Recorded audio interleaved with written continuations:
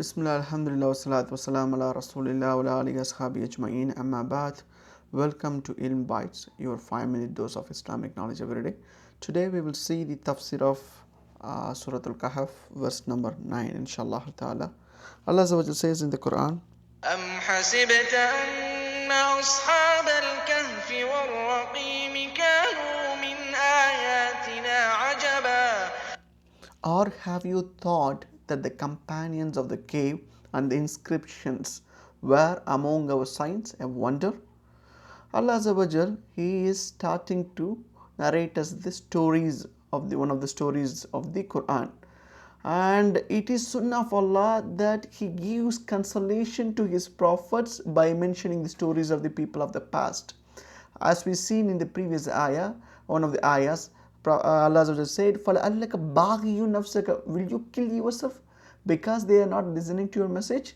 On that count, Allah is narrating a story, a magnificent story in the Quran, that is the people of the cave. If you look at the Quran, this is the theme of the most of the stories. Look at those who preceded you, like the calamity they underwent, and look at the end result when they reject the message of Tawheed or when they reject their messengers. This is what will happen, so that you don't make a same mistake again.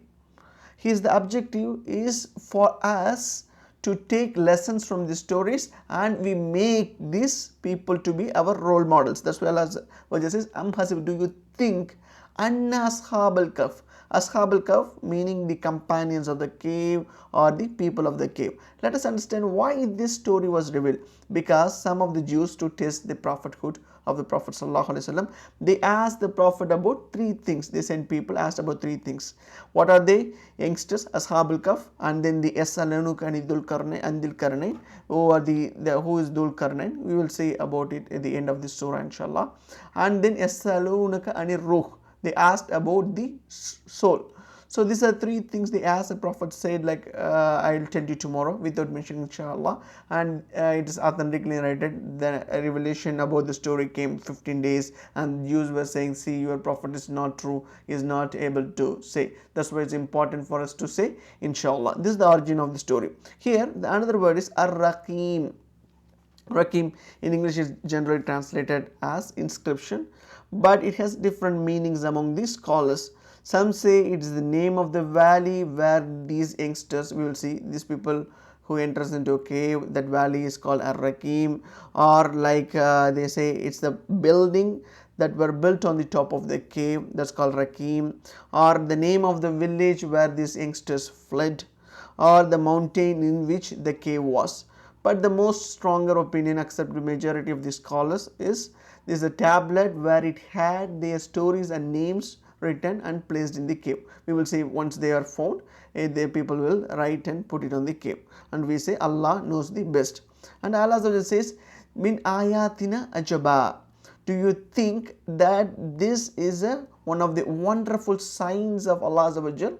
No, there are even better, far better signs of Allah Azza wa Jal out there, but you are limiting. You say that if Prophet ﷺ is able to answer about this, then we will believe. No, the Prophet himself is a sign of Allah, ayat of Allah. Even you yourself is ayat of Allah. Your eyes, how they function, is ayat of Allah. Allah is not negating that this is not among the wonderful signs of Allah. Yes, this is wonderful signs, but the matter is much more broader. That's why Allah Azza wa Jal says, do you think that the companions of the cave and the Rakim, the inscriptions, were among those signs a wonderful signs? Rather, there are many, and this is the brief tafsir of this ayah. Let us see how we can implement this ayah in our life.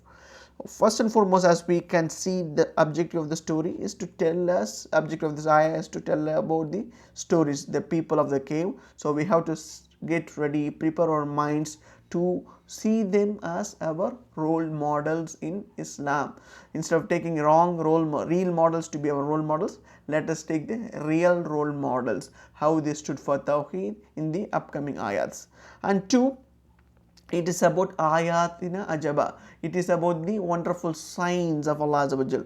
So it's our duty to look out for this is how Allah Azza wa Jal invited people to himself. through his messenger. Look at the sun, look at the moon, look at the ikhtilaf al-layli wa nahar, the night and the day. Look at them, you see the signs. These are from the creations of Allah Azza wa Jal.